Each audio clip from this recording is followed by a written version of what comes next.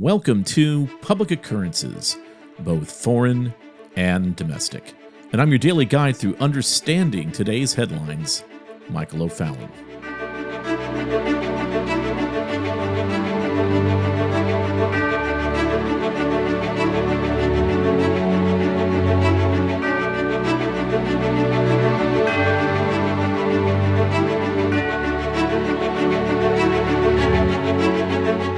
Dear Republicans, do you remember just a few years ago when you laughed and mocked at AOC's, well, actually, Chakrabarty's, insane and ridiculous Green New Deal? Do you remember how ridiculous this seemed? I mean, it was past just Mad Magazine science fiction. Just nuts. Your Senate Republican leadership just voted for it. That's right. The establishment Republicans, who were the ones leading the way to take down Donald Trump, those that said that they were opposing President Trump in order to protect the Constitution of the United States, well, they are all now going along with the insane, civilization-destroying, future-imploding, America-deconstructing Green New Deal, which is masquerading as an infrastructure bill. And so if you are a consequentialist, you may be thinking back over the past 4 years. And in those 4 years, you had tremendous resistance given to let's make America great again type of policies that were pushed by the Trump administration and by the conservatives in the House and Senate that were shut down and mocked, not just by the Democrats, but by the same group of Republican senators that have voted in favor of the radical, crazy, bankrupting America, send inflation soaring bill that the Senate just voted on. And the phony Republicans that voted in favor of this bill were Roy Blunt, Missouri, Richard Burr, North Carolina, Shelley Moore Capito, West Virginia, Bill Cassidy, Louisiana, Susan Collins, Maine, Kevin Kramer, North Dakota, Mike Crapo, Idaho, Deb Fisher, Nebraska, Lindsey Graham, South Carolina, John Hoeven, North Dakota, Mitch McConnell, Kentucky, Lisa Murkowski, Alaska, Rob Portman, Ohio, Jim Rich, Idaho, Mitt Romney, Utah, Dan Sullivan, Alaska, Tom Tillis, North Carolina, Roger Wicker, Mississippi, and Chuck Grassley of Iowa. They're all Rockefeller Build Back Better Republicans. Mitch McConnell said the following: infrastructure is popular with both Republicans and Democrats. I'm sorry, I had to do that.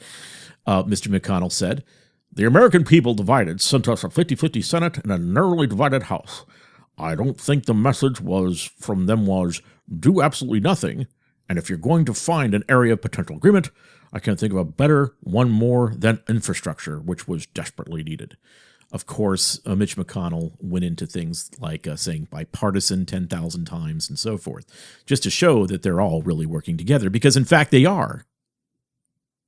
Well, the bill begins the process of installing new devices in all cars, turning each car into a breathalyzer. Now, I happen to hate drunk drivers as much as the next guy. I was hit by a drunk driver back in 2016, totaled my car, has given me a knee injury that I still have not recovered from, that has caused me quite a bit of issues.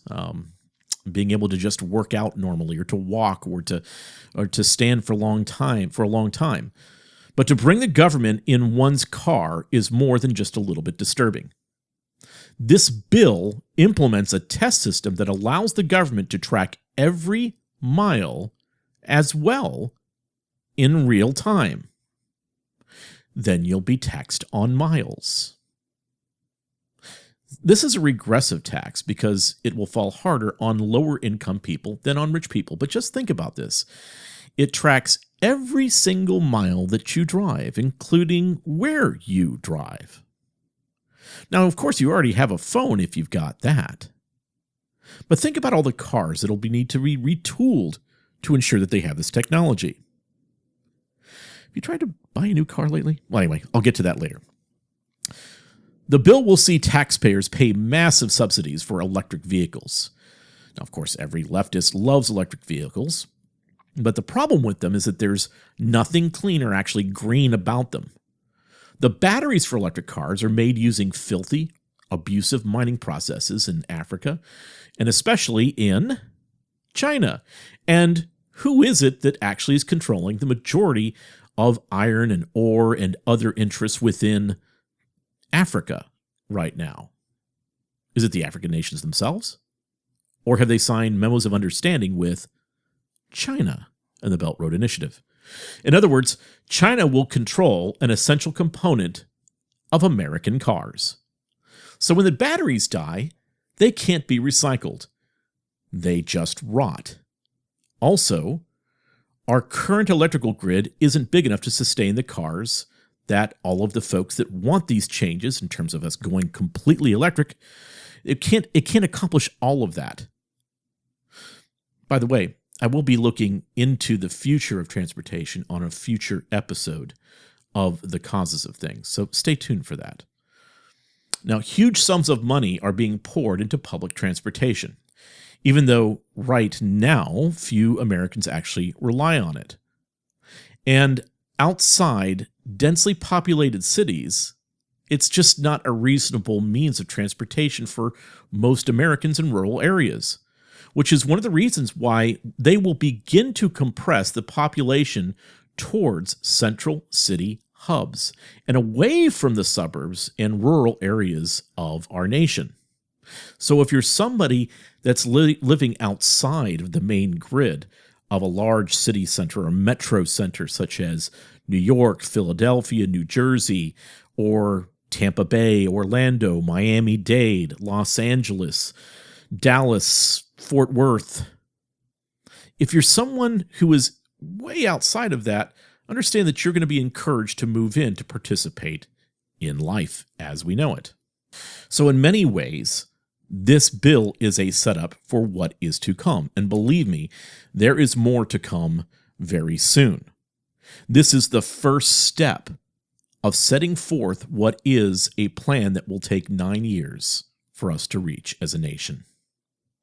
Now, of course, you didn't vote on any of these things, but now they're going to be shoved down our collective throats. Now, all of this is extremely costly to citizens. And really, the only ones that it makes happy are those who believe in anthropogenic climate change, and that are also those that are forwarding something called climate justice. Biden's EPA administrator, Michael Regan, said the following in regards to the bill. Quote, "At EPA, we're partnering with the Department of Transportation to look at the transportation needs of this country. Number one." By the way, I just want to go back there for a second. Notice that he's talking about the country all as a collective, not as giving the opportunities to individuals. Okay, so number one, going back to the quote, EPA is focused on regulations that curtail emissions from tailpipes, whether that be for cars and trucks or heavy-duty vehicles.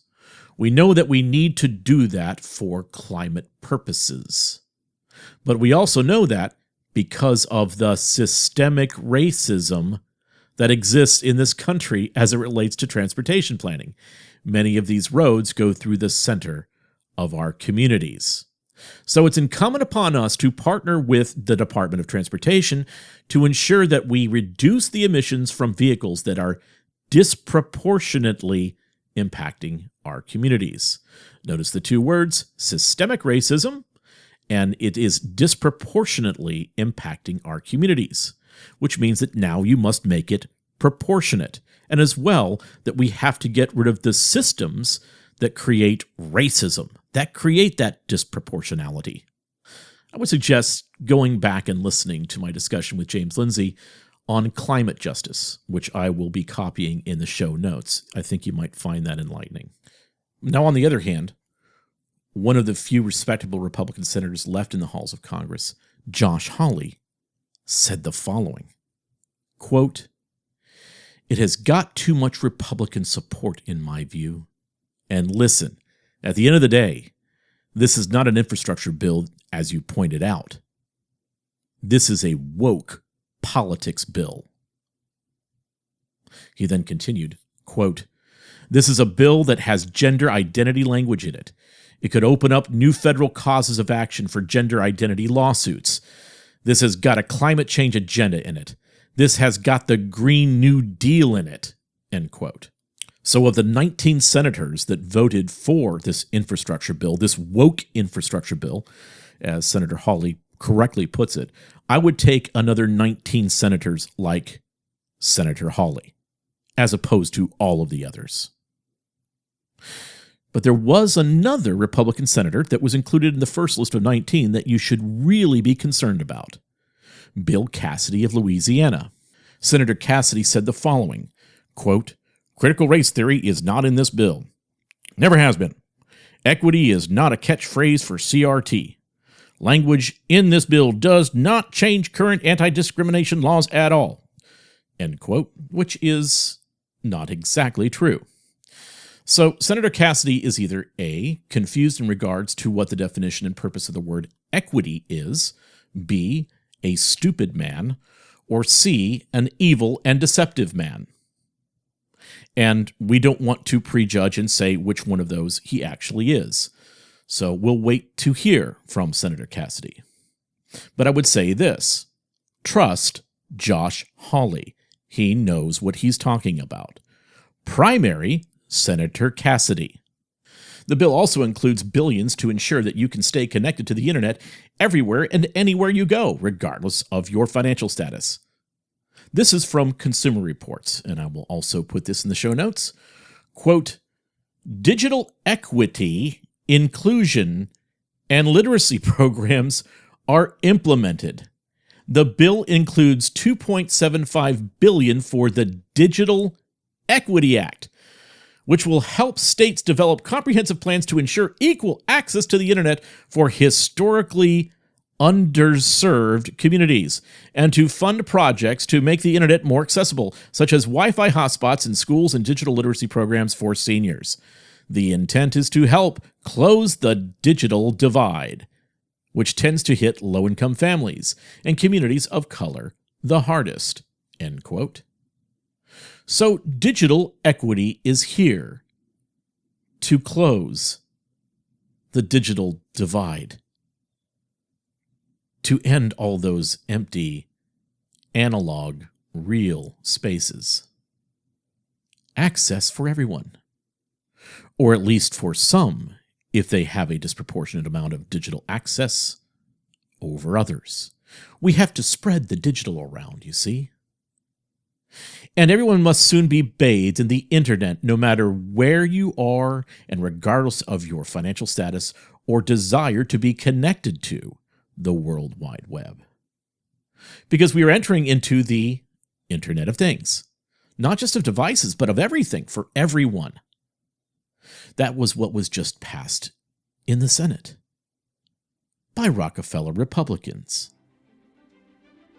Build Back Better Republicans. But this all must be reversed. We must demand it. We must resist this kind of legislation. It is time that we take America back and fight for our liberties. And it isn't just Democrats we need to replace. It is the woke, fake, corporatist Republicans as well. I'm Michael O'Fallon, and I'll be back tomorrow morning at Public Occurrences, both foreign and domestic.